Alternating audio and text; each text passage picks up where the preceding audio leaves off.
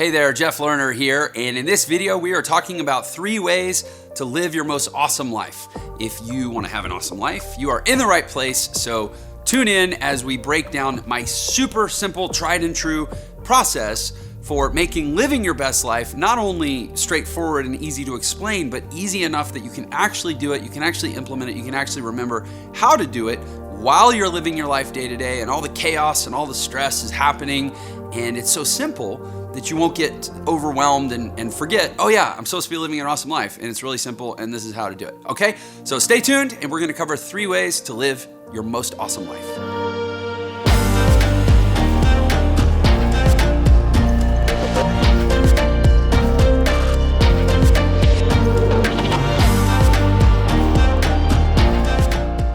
The first key to living your awesome life is to take care of yourself physically. And as I explain this, as it unfolds, you'll see that I have a model that stacks these things on top of each other, but we start with physical. I like to start with physical. I think of life as a kind of a series of circles, and I'm going to be giving you the 3 circles of life, but at the center is physical, because let's face it, let's say you want to have a lot of money. Are you going to be able to make a lot of money if you don't have a lot of energy? Are you going to be able to make a lot of money if you aren't good at connecting and communicating with people? Are you going to be able to make a lot of money if you seem awkward or insecure or don't, present yourself physically in a strong way? No, that's unlikely. Being compromised physically is going to compromise you financially. What about in your relationships, right?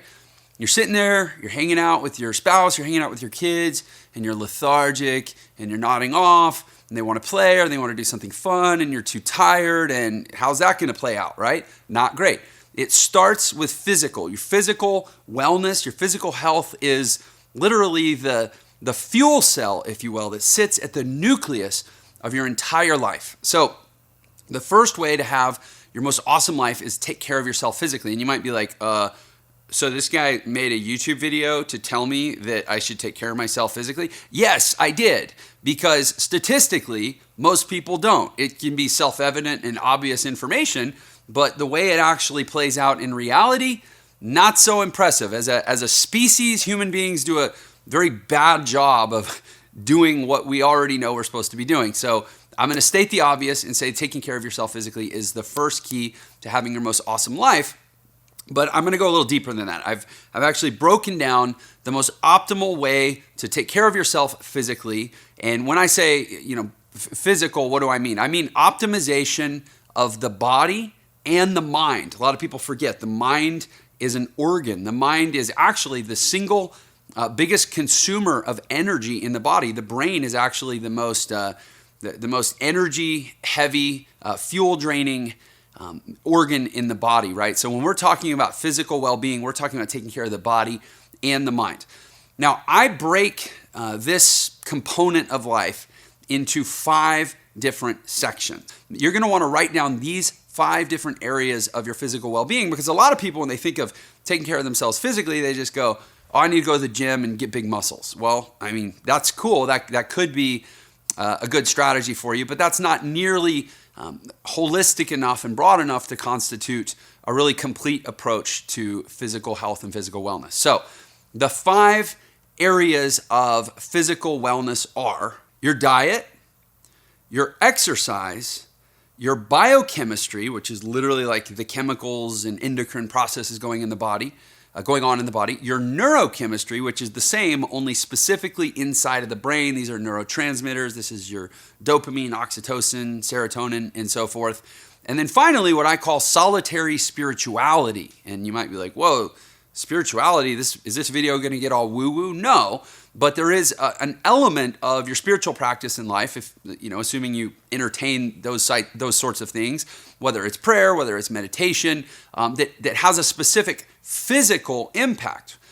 So I don't think that it's right to separate that out. And we'll look at different type of spirituality in another part of this discussion. But it's your diet, it's your exercise, it's your biochemistry, it's your neurochemistry, and your solitary spirituality. Now, I'm just going to briefly touch on these. Some of them I think we have a very deep understanding of what they are. Some of them we may have never even really considered. I'm just going to suggest that this video is not prescriptive to say, okay, everybody needs to take these vitamins, everybody needs to do this workout, everybody needs to do this meditation, everybody needs to take these nootropic supplements for their brain or whatever. I'm not going to get into that detail. What I'm just going to suggest is, if you want to go through life with the confidence and the certainty that you have a really comprehensive and balanced approach to your physical wellness, it needs to address all 5 of these, in my experience of working with thousands and thousands of people who are trying to better their lives.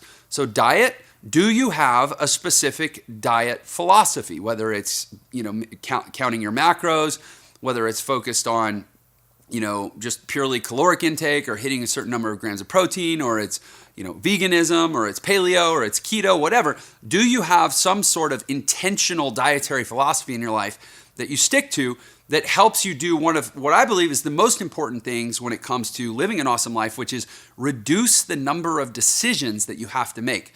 Decision making is a form of friction.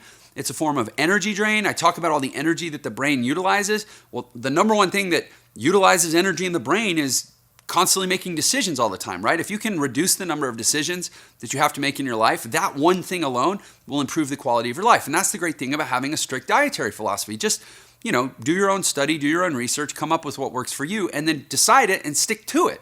Being consistent and being committed will reduce the amount of thought that you have to give to that pretty critically important part of your life. In fact, is there anything that comes up more often than what we eat?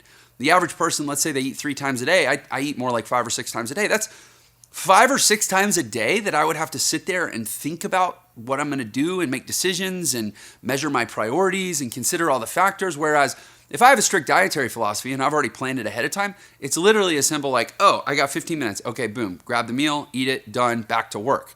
So coming up with a strict dietary philosophy and adhering to it, even though people resist, is one of the single most impactful things that I see people can do to up-level their quality of life. Ditto for exercise. Again, I'm not going to give you a prescription of what kind of exercise you need to do or even how much exercise you need to do. It's kind of something we all know. Either we're on point in that part of our life or we're not. But listen, if you're going through life saying, I want to have a better life, I want a more awesome life, but you aren't tending to that part of your life, it's like saying, I want a nicer car, but I never get the oil changed, I never get the brakes checked, I never get it inspected, the engine has gone to crap and I don't really care, but I'm going to spend a lot of time talking about how I want a nicer car. That's nonsense, right? Well, that's what it is to say I want a better life when you're not taking care of your exercise and frankly your diet for that matter. Biochemistry, that's a little more nuanced. You can't really look in the mirror and see how your biochemistry is doing. I recommend that you find either a naturopathic doctor or an endocrinologist or someone that'll run a blood panel, test your hormones, test your blood lipids, test your minerals, and really take that part of your life seriously. A lot of people have never even thought about it or dealt with it, and you find that, hey, for $100, I can go get a test that'll tell me everything about why I feel the way I feel and what I can, simple, easy tweaks that I can make to feel better. The next one is your neurochemistry. This is, when people talk about feeling tired, feeling brain fog, they feel like their memory is slipping. A lot of times, it's simply a function of suboptimal neurochemicals and neurotransmitters. And this is something that, again, they have tests that you can take, but more effectively, I suggest that you really just do some experimentation. Look up nootropics, look up supplements for a healthy brain, and literally test on yourself. And that may sound dicey, but it's not. They're not going to let you take something. They're not going to package something up that's going to poison you or kill you. And the other thing I'll say about neurological health, the number one change that I've prescribed to people that has done probably more for their neurochemistry than all the fancy drugs and supplements in the world is water.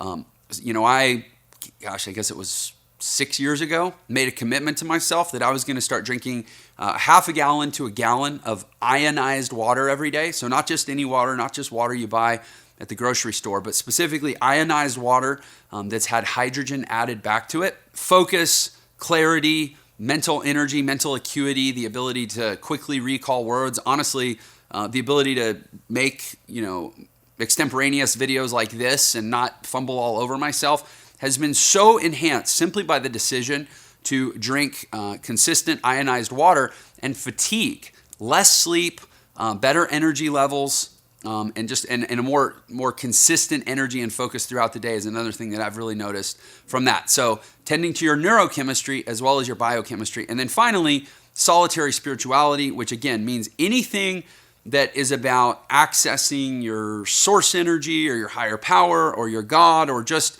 really trying to clear your consciousness. It can be as simple as just meditating on a sound, trying to clear your mind, allow your subconscious energy and your subconscious thoughts to emerge. Some people who don't have any aspect of that in their life, and this is by no means am I trying to push religion or faith or any kind of spirituality on people, but if you have none of that in your life, a lot of times you don't know what you're missing. So I'm going to encourage you to adopt some sort of and again, I call it solitary spirituality because this is spiritual practice that people usually do by themselves, as opposed to, like, let's say, going to church. That's what I call social spirituality, which is a whole other thing. So physical wellness, diet, exercise, biochemistry, neurochemistry, and solitary spirituality.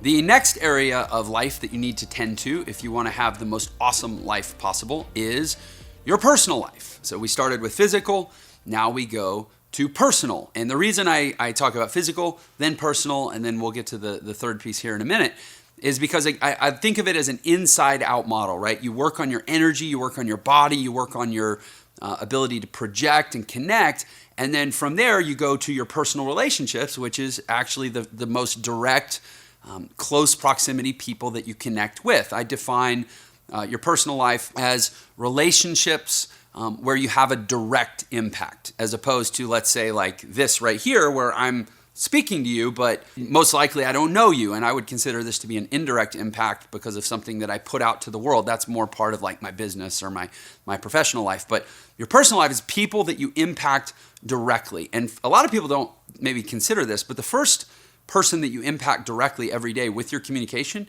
is yourself. So your relationship with yourself is actually, I believe, the first critical piece of having an effective personal life. Self-talk, literally even the language that you use to others. I think a lot of people forget that you hear everything you say, right? So if you were surrounded by other people that were being really negative and really cynical and really condescending and like to tear other people down, you would probably want to distance yourself from those people.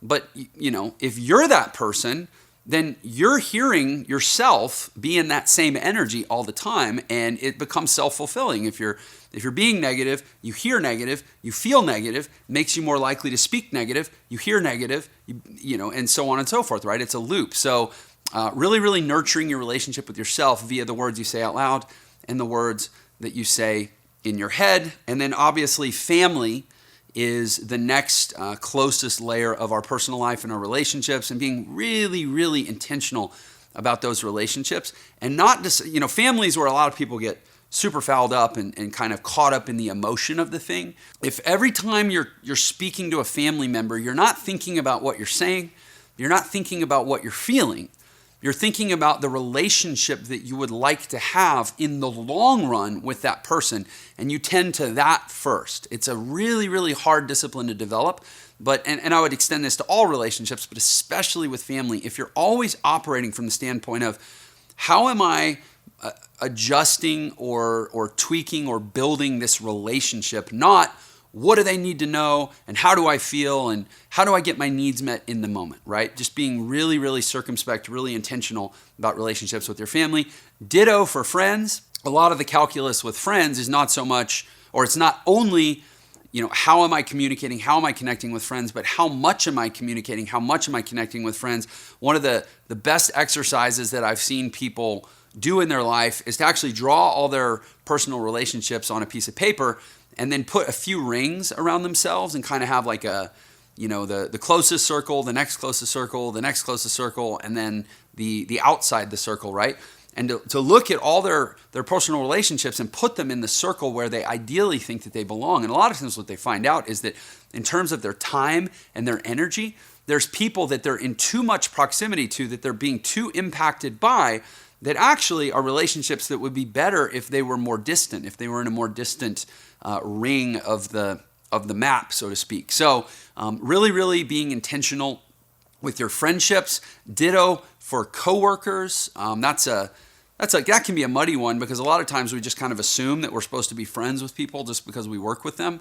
I have found that it's never wrong to be more focused on the business at hand when it comes to professional relationships. A lot of times what feels good and fun and friendly now can end up getting kind of weird over time in professional context. So being really, really sensitive to that. Also to our neighbors and our community. And then finally, I mentioned the other type of spirituality, social spirituality. So, that's the final piece of the personal equation when we're in that spiritual practice, the people that we're around, there's kind of a particular sensitivity and vulnerability in that space to people that we, worship or celebrate or pray or whatever with, and just being really, really conscious about how we craft, how we architect all those relationships in our life. So again, I recommend that you take some notes, write down yourself, write down your family, write down your friends, write down your coworkers, write down your neighbors or community, and write down, if you have a social spiritual practice in your life, write that down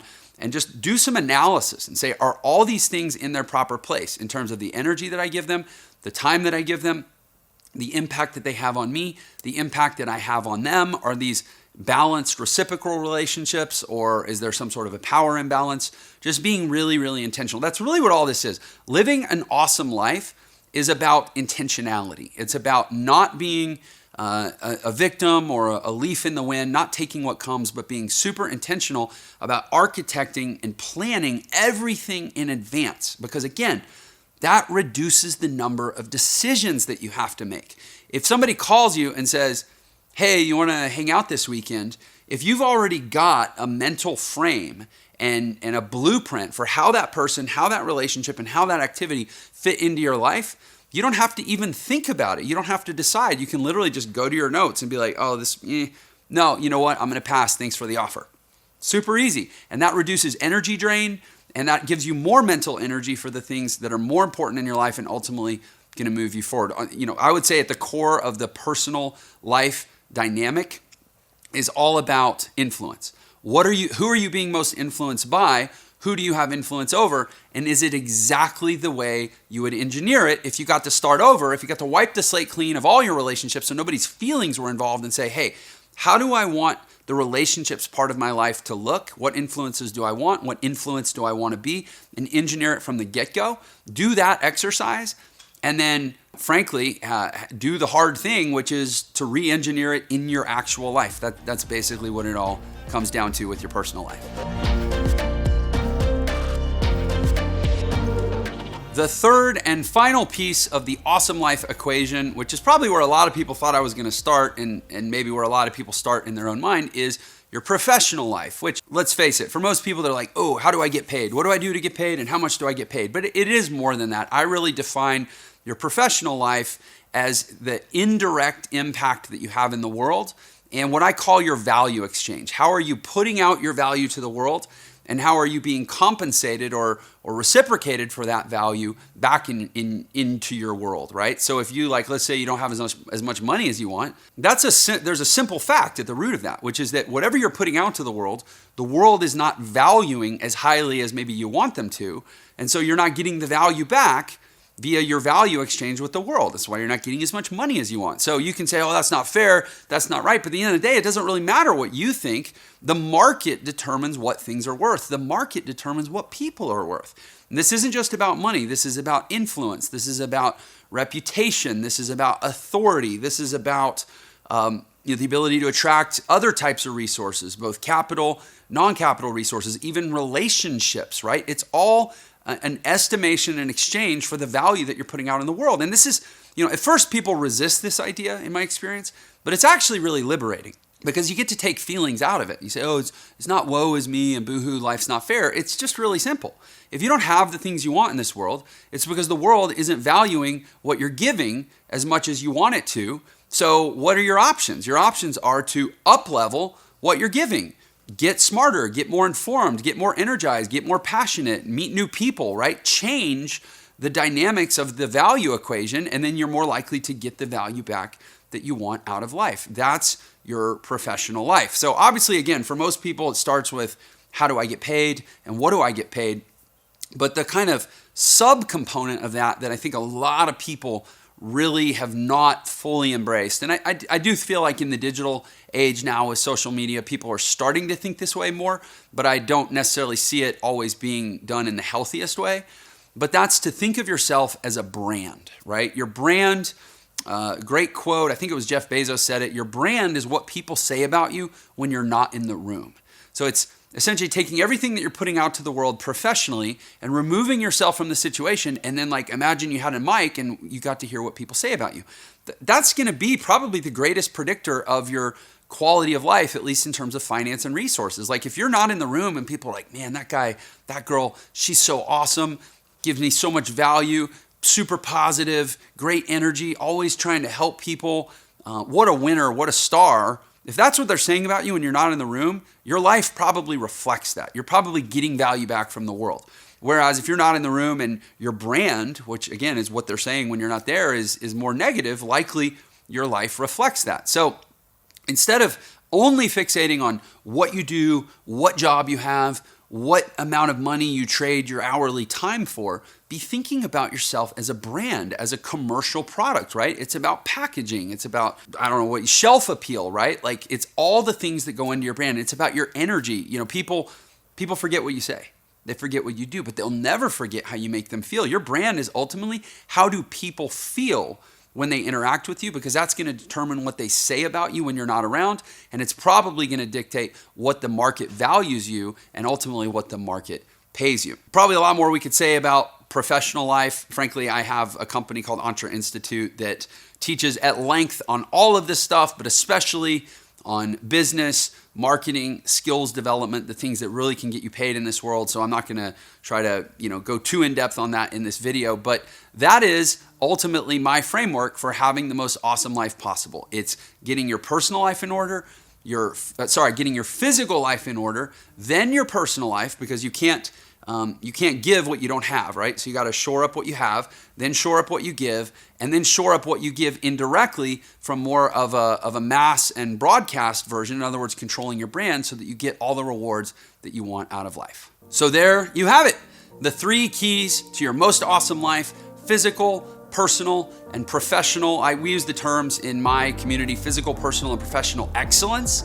And I do want to say I kind of hesitated to use that word excellence because some people get intimidated by excellence. And obviously inside of Entre, my education company, we talk a lot more about what we mean by these words. But in general, I just want to say by excellence, I don't mean comparing yourself to other people. That's usually not a recipe for happiness and fulfillment. I mean comparing yourself today to yourself yesterday. I mean constantly excelling, outperforming, outproducing, outgrowing who you were before. That's what I mean by excellence. Again, physical, personal, and professional excellence. I view it as 3 circles that grow from the inside out. Be very intentional. Literally just map all this stuff out in your life. Take each of those areas that I referenced, put it on a piece of paper and evaluate, are my energy, my time, my resources going in the right ways, in the right places, and what work do I have to do? I promise if you'll take the time to do that exercise, you will see an immediate benefit in terms of the quality of life, and you'll be on your road to your most awesome life. Thanks for your time. If you've enjoyed this video, I'll invite you to subscribe to my channel. Definitely appreciate if you give me a thumbs up. Let YouTube and the world know that there was some value here. And I look forward to seeing you on the next video. Take care.